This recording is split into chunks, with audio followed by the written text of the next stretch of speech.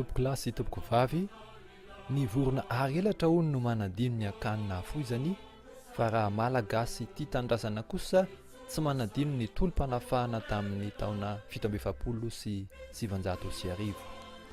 Mbola ao anatin'ny fankalazana tanteraka ny faha-70 taonany izany isika amin'izao fotoana izao, ary loha hevitra avohitra amin'izany ny hoe mba hiampita ny fanilo, ny lasa tsy fanadino. Ho fanamarihana izany fankalazana izany dia samy nandray ny tandrifiny ny sokajin'olona samihafa.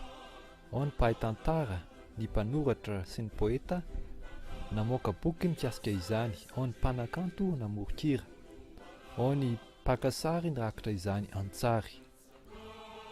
Fa ny mpikirakira hay rasy endrika mambika koa dia tsy nanao ambany maso tsy hita tao saoka izany fankalazana izany, fa ny atelier Andrina Rajaonimanana sy ny fikambanana miara-miasa aminy dia mandray ny tandrify azy ka manolotra izao tetikasa ho velabelarina fohy izao. Ity tetikasa ity dia vinavina hananganana trano iray antsoina hoe trano be 700. Ny hampiasana azy io dia mba ho fitehirizam-bakoka sy hay raha mahakasika ny tantara tamin'ny 1700 sy 710. Trano iray mirefy 520 metatra eo ny lavany ary 9 metatra eo ny sakany. Manana ny endrika saritany Madagasikara izy ity raha tazana avy any ambony,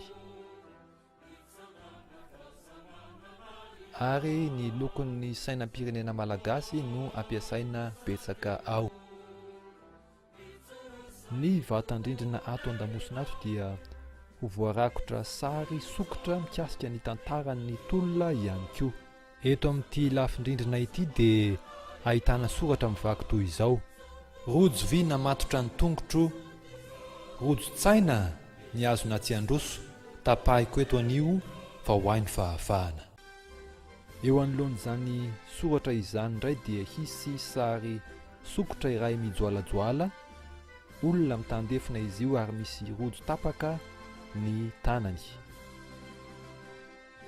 Toy izao indray ny mety ho fatazanan'ny maso izany tranobe izany amin'ny andro alina.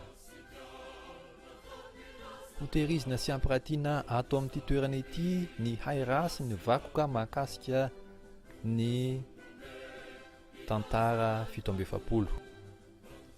Hisy ny sarin'ireo mpitolona vita hosodoko, misy koa ny sary sokotra vita amin'ny varahina. Ohatra amin'izany ny sarin-dralaimongo, sarin-dra Dorson, sarin-dra Kotondrabe Samuel, izay efa eo andala mpikarakarana azy amin'izao fotoana itenenana izao.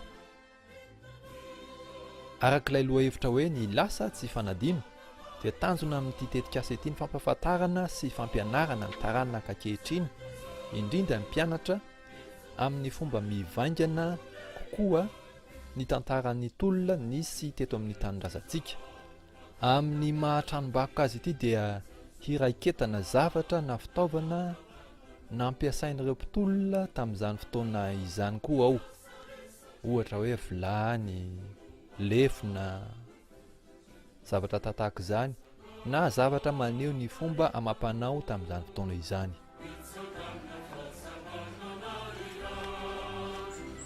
Harahintsika eto zao ny fanamboarana ny sary sokotry ralaimongo.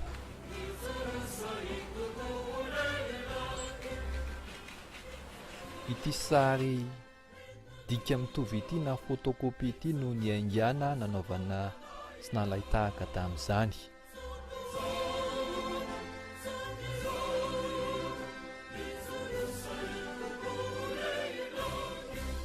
Ity indray ny fananganana ny sarin-dra Dorson.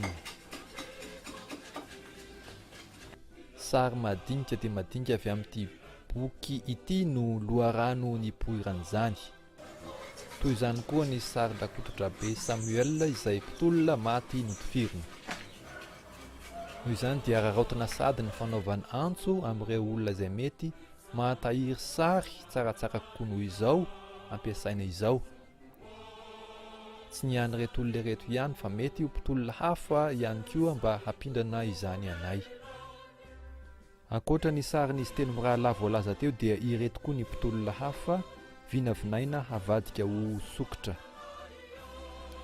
Léoa Philippe, Razafindrabe Victorien, Koko Jean-Marie,